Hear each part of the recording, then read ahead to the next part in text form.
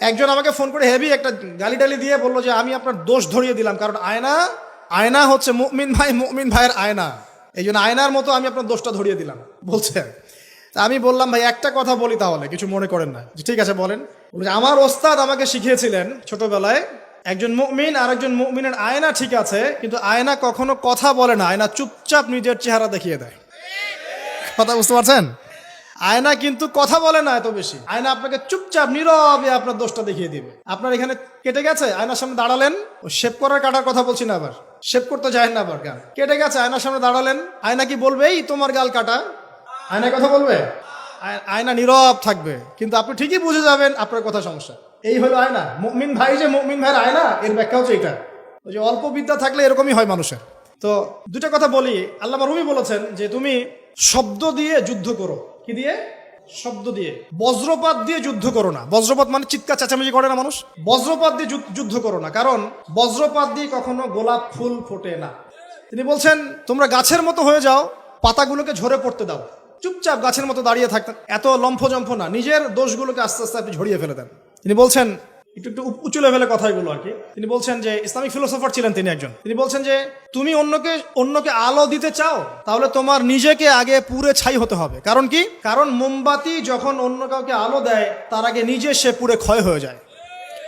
কত গভীর কথা না? আপনি মানুষের কল্যাণ করতে চান, আগে নিজেকে ত্যাগ স্বীকার করা শিখতে হবে, স্ট্রাইভ করা শিখতে হবে। আল্লাহ পাক তৌফিক দান করুন।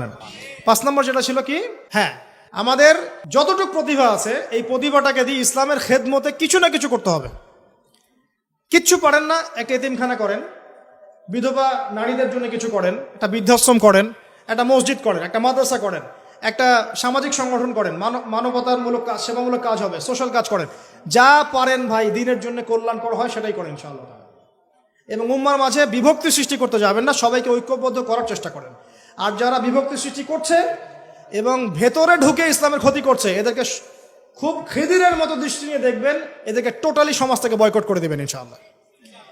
আমরা থাকি বা না থাকি, নসিহতগুলো থাকবে ইনশাআল্লাহ, এবং এইভাবেই ইনশাআল্লাহ তাআলা প্রজন্মের পর প্রজন্ম এগিয়ে যাবে ইনশাআল্লাহ আযজা ওয়া জাল।